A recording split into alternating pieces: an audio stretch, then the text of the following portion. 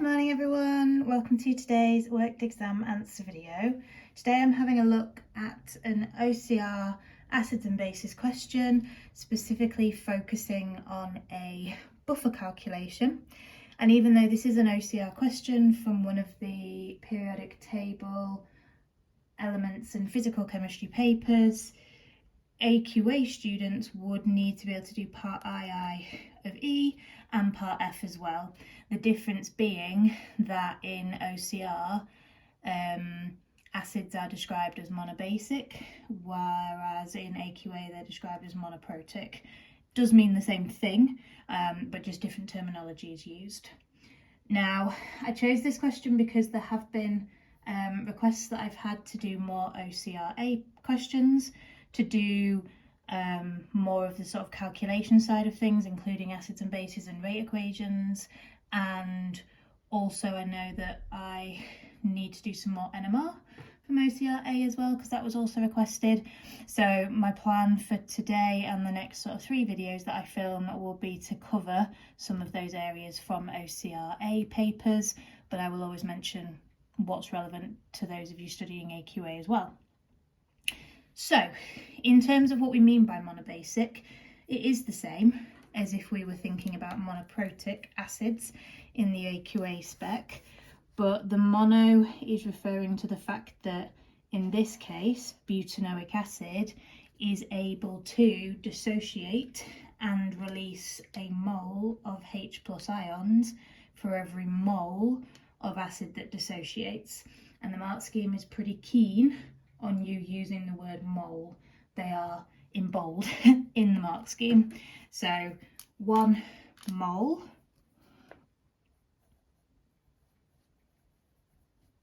of acid dissociates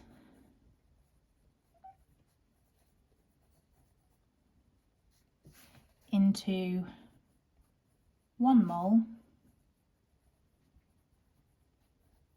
of H+ ions.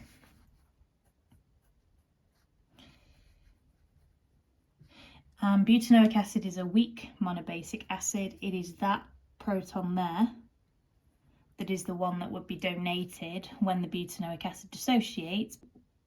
Sorry, my alarm went off and cut me off then. I was saying that it's this proton that would be donated when the butanoic acid dissociates, but because it's a weak acid, the degree of dissociation would be very small. Strong acids fully dissociate, weak acids only partially, or perhaps more accurately, only slightly dissociate into their ions. And then we go on to make a buffer solution, and it does say that it's a buffer solution. I guess I certainly know in AQA questions that it won't always use the word buffer. So in terms of how do we know that we're going to be making a buffer solution, we need to be thinking about ways of making a solution that contains the weak acid and the salt of the weak acid. Now, the easiest way of doing that would be to add the weak acid and the salt of the weak acid into a beaker together and say, ta-da, we have a buffer.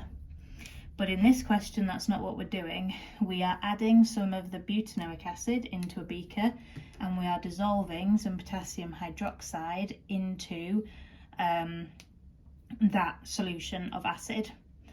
Now, what we therefore need to establish is the moles of each of these to be able to prove that the weak acid is in excess, meaning all of the alkali will react away, and when the weak acid and the alkali react, you make the salt of the weak acid. Now, the weak acid will need to be in excess because it is these 2 things in combination that make the buffer. So if the question gave us information so that we could work out the moles of the weak acid and the moles of the alkali, and you determined that it was the alkali that was in excess, that wouldn't go on to make a buffer. Okay, so I'll show you how we're going to prove that this is in excess, how we're then going to work out the moles of the salt that's been made, and how we're going to use that. We're not calculating the pH of this buffer solution because that's been given to us, but that is something you may get asked to do. Use this information to get the pH, or in this case we're working out the value of Ka for the butanoic acid. So it says that we're going to dissolve 3.39 grams of potassium hydroxide. So that's enough information for me to work out the moles of potassium hydroxide, and we're dissolving it into 250 centimetres cubed of that concentration of butanoic acid. So again, I can work out the moles of butanoic acid we have there. It's given us the pH of the buffer solution, and that's going to enable us to work out the H+ concentration. And our job is to then calculate the acid dissociation constant, Ka, of butanoic acid at 25 degrees. And it tells us that we are to assume that the volume of the solution remains constant at 250 centimetres cubed when the potassium hydroxide is dissolved, meaning that we don't need to think about the water that would also be produced in the reaction between the alkali and the weak acid, that we can kind of, I guess, ignore for the purposes of this calculation. So, first thing I would always do when I've got a question like this is think about writing out a balanced chemical equation, because we should always be checking that the mole ratio here is 1:1. And it might be that you can picture that it is already without needing to write this out, but this also gives me a kind of layout for me to do my calculations as well. So the salt that we're going to make, if this is the proton that's donated, the potassium from the potassium hydroxide will go in its place. So we're going to form potassium butanoate, which gives us this weird looking Cook formula. And then we're going to make water from the H that comes from the Cu group, and then the OH of the KOH. And then what I'm going to do is I'm going to work out the moles of the potassium hydroxide. So I'm going to need to do the mass divided by the MR, which is going to be 39.1 plus 16 plus 1, so 56.1.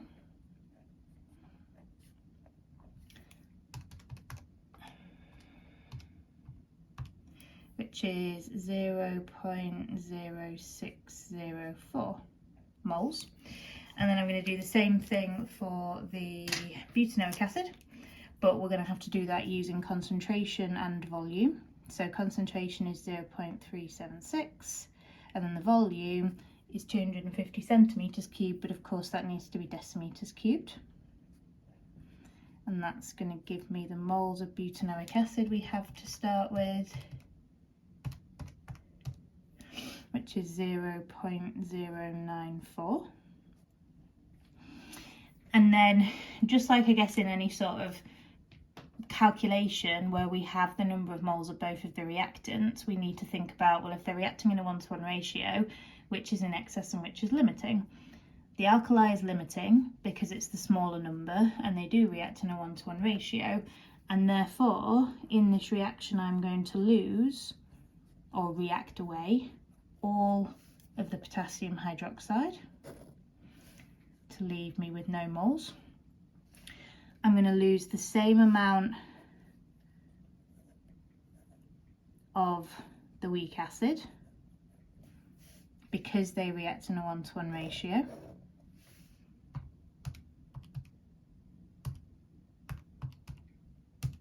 Which leaves me with 0.0336 moles of the weak acid, and then the salt is going to be made again in that 1:1 ratio, so plus 0.0604 moles, and because we didn't have any of the salt initially, so 0, that's then going to be that we have 0.0604 moles of the salt in our buffer solution. And it is going to be a buffer solution because we've got weak acid and salt together with no alkali present anymore. Now the next thing that I would do in this question is write out my Ka expression. And so Ka is the concentration of the products, which is going to be the ions, H+,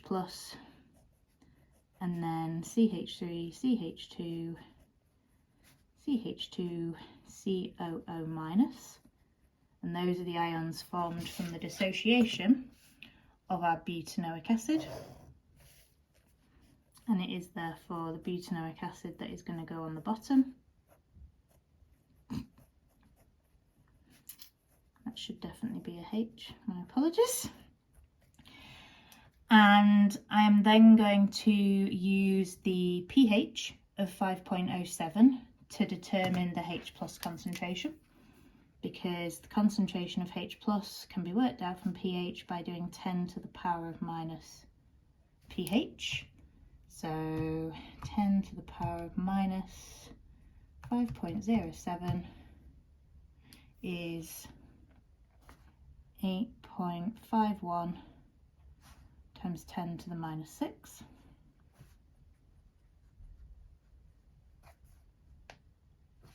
So that's going to be able to go in there.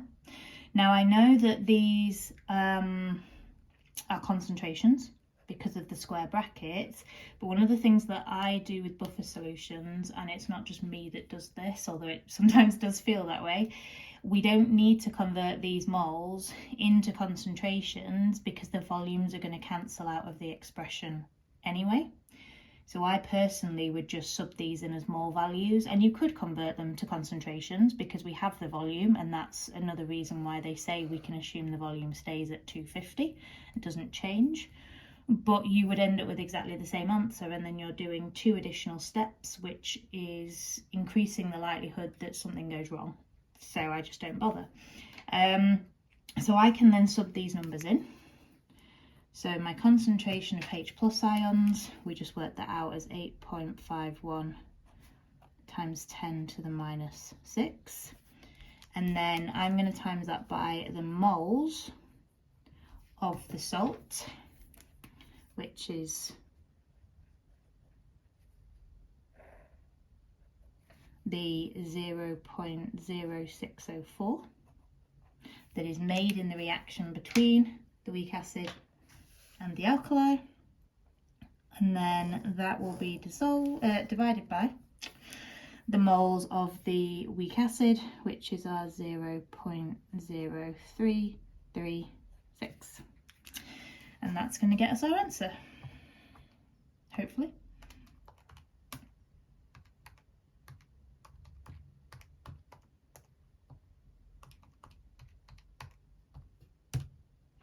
.53 times 10 to the minus 5, which is indeed the answer that we should be getting.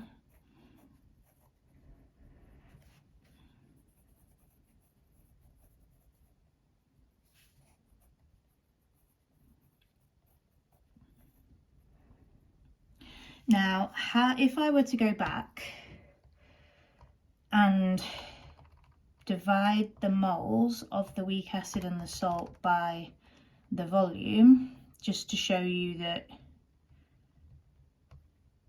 we will still get the same answer.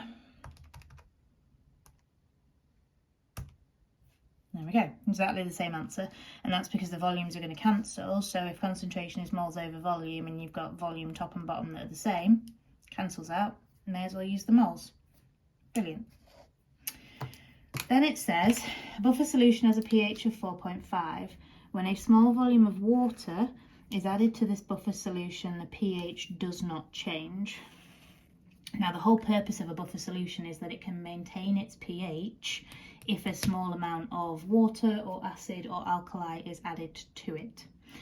So we I guess need to be aware of that, but they've essentially told us that the pH is not changing when a small volume of water is added to this buffer solution. We need to understand why. Now, it's not necessarily the same buffer solution, but if we use our Ka expression from the one we've just been dealing with as an example, if you add water, you are going to change the concentration of the salt and the weak acid. Now, those volumes, if they're both changing, which they will, because the ions and the weak acid are in an equilibrium in the same beaker or whatever vessel you're doing it in, the volumes are going to change for these equally, and therefore the concentrations are going to change equally. Now again, if we come back to the idea of moles, moles aren't changed by dilution. So the ratio of the salt to the weak acid is going to stay constant, and if the H plus ion concentration isn't changing, then the pH isn't going to change. And this isn't going to change if you have the same Ka value, because you're dealing with the same weak acid, and you have the same moles of your salt and your weak acid. Now obviously if we're thinking about working at a pH, we would need to be rearranging this expression, so you would have Ka times the weak acid divided by the salt equals H plus, and I'm going to write that as a generic H plus is equal to Ka times by, I'm going to use HA for the weak acid, and then I'm going to use A minus for the salt. And if we change the total volume by adding some water, the moles of these things are not going to change. Therefore, the ratio of weak acid to salt stays constant. And if that stays constant and Ka is a constant, then the H plus concentration stays constant, so therefore the pH stays constant.